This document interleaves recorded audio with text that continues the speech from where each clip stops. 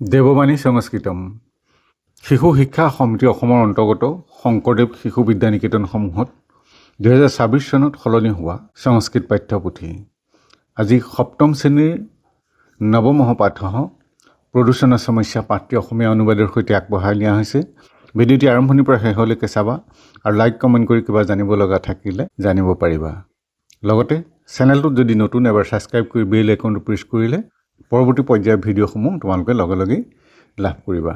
আহা এতিয়া আমি পাঠটোৰ মাজলৈ যাওঁ। নৱম পাঠ প্ৰদূষণ সমস্যা। নৱম পাঠ প্ৰদূষণৰ সমস্যা। প্ৰদূষণম ইতি সমগ্ৰস্য বিশ্বস্য এব প্ৰধান সমস্যা বৰ্ততে সাম্প্ৰতম। প্ৰদূষণ এইটো সমগ্ৰ বিশ্বতে এক প্ৰধান সমস্যাৰূপে বৰ্তমান পৰিচিত হৈছে। প্ৰদূষণৰ কাৰণে এব কুত্ৰাপি স্বচ্ছ বায়ু নিৰ্মল জলং চ ন প্ৰাপ্যতে। প্ৰদূষণৰ বাবেই ক'তোৱেই নিকা বায়ু আৰু নিৰ্মল জল অৰ্থাৎ পানী পোৱা নাযায়। প্ৰদূষণৰ কাৰণে এব মানৱ জীৱনং কষ্টদায়কং ক্লেশকৰং চ ভৱতি।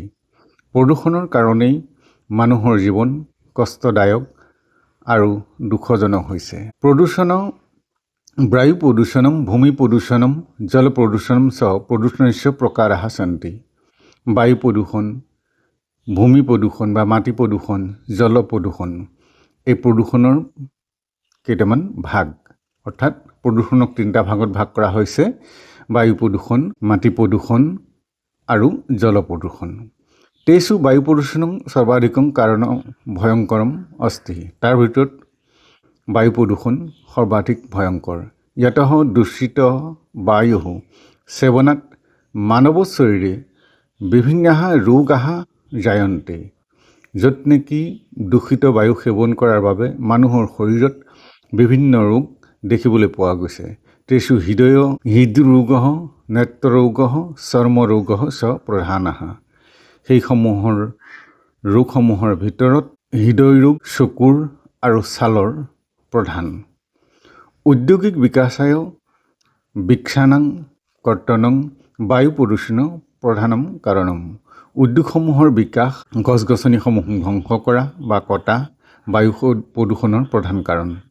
অত্যাধিক য়ানানাং চালনাত তেষু নিৰ্গত ধূমেন বায়ুমণ্ডলঃ সৰ্বত্ৰ দূষিতঃ ভৱতি। অত্যাধিক যান বাহন চলাচলৰ বাবে সেইসমূহৰ পৰা নিৰ্গত হোৱা ধোঁৱাই বায়ুমণ্ডল সদায় দূষিত কৰিছে। জলং প্ৰাণিনাং জীৱনম ইতি জ্ঞাত্বাঃ অপি জনাঃ অশুদ্ধ বস্তুনি জলে ক্ষিপতি। জলং প্ৰাণিনাং, জল প্ৰাণী বা জীৱ জন্তু জীৱন এই কথা জানিও মানুহে অশুদ্ধ বস্তুবোৰ অৰ্থাৎ বেয়া বস্তুবোৰ পানীত পেলাই দিয়ে। তেনেচ জল প্ৰদূষণ ভৱতি, আৰু তাৰ ফলতেই জল প্ৰদূষণ হয়। ভূমি প্ৰদূষণম অপি বৰ্তমান কালে মহতি সমস্যা উৎপাদয়তি।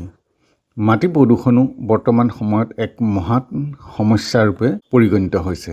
জনাঃ প্লাষ্টিক ইতি সদৃশ পদাർത്থাঃ ভূমৌ ক্ষিপন্তি তথা চ কৃষিকৰ্মসু অসন্তুলিত মাত্ৰায়াং ৰাসায়নিক দ্ৰব্যস্য ব্যৱহাৰং কুৰ্বন্তি তেন নিতৰাং ভূমি প্ৰদূষণং বৰ্ততে। মানুহে প্লাষ্টিক যিবোৰ সাধাৰণতে পচি নাযায় সেইবোৰ মাটিত পেলাই দিয়ে আৰু কৃষিকাৰ্যত অসন্তুলিত অৰ্থাৎ অপৰ্যাপ্ত পৰিমাণে ৰাসায়নিক দ্ৰব্য ব্যৱহাৰ কৰাৰ ফলত সদায় মাটিভাগ প্ৰদূষিত হৈ পৰিছে। ইতোপি শব্দ প্ৰদূষণম প্ৰকাশ প্ৰদূষণম অপি বৰ্তমান কালে সৰ্বেষাং প্ৰাণিনাং কৃতে বিপজ্জনকং ভৱেতব্য।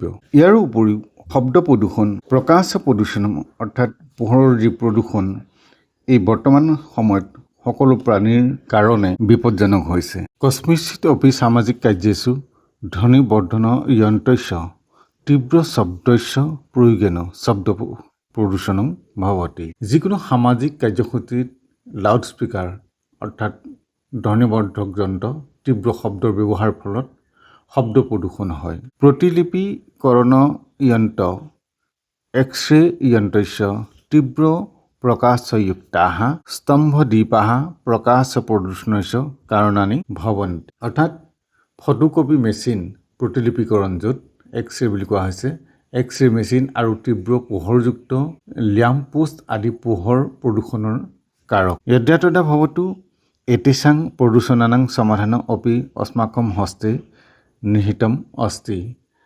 যি কি নহওক কিয় এই প্ৰদূষণৰ সমাধানৰ কিন্তু আমাৰ হাততেই ন্যস্ত আছে।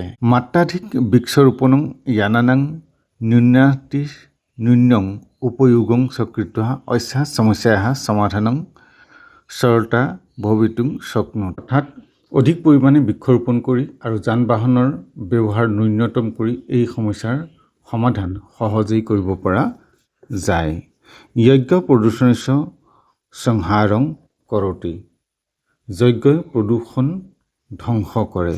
অতঃ সৰ্বেষাং সহযোগেন প্ৰদূষণ সমস্যাः সমাধানম আৱশ্যকম অস্তি। গতিকে সকলোৰে সহযোগিতাত এই প্ৰদূষণ সমস্যাৰ সমাধান কৰাটো অত্যন্ত প্ৰয়োজনীয়। কথিত অংশ পোৱা আছে পৰ্যাবৰণ নাশেন নশ্যন্তি সৰ্বজন্তৱঃ তস্মাৎ কুৰু স্বয়ং যজ্ঞং বৃক্ষাৰোপণমধ্য চ। অৰ্থাৎ পৰিৱেশ অবিহনে কোনো জীৱই জীয়াই থাকিব নোৱাৰে, সেইবাবে নিজেই আজিৰে পৰা যজ্ঞ আৰু বৃক্ষৰোপণ কৰক। গতিকে পাঠ ইমানেই আছিলে অসমীয়া অনুবাদ। ইয়াৰ পিছতে অনুবাদটো লিখিতভাৱে দিয়া হৈছে, তোমালোকে চাবা। প্ৰয়োজন সাপেক্ষে অনুবাদটো লিখি ৰাখিবা। ইয়াৰ পাছতে প্ৰশ্নোত্তৰখিনি লৈ আহিম, গতিকে চেনেলটো চাই থাকিবা। আজিলৈ ইমানতে সামৰিছোঁ। নমো নমঃ।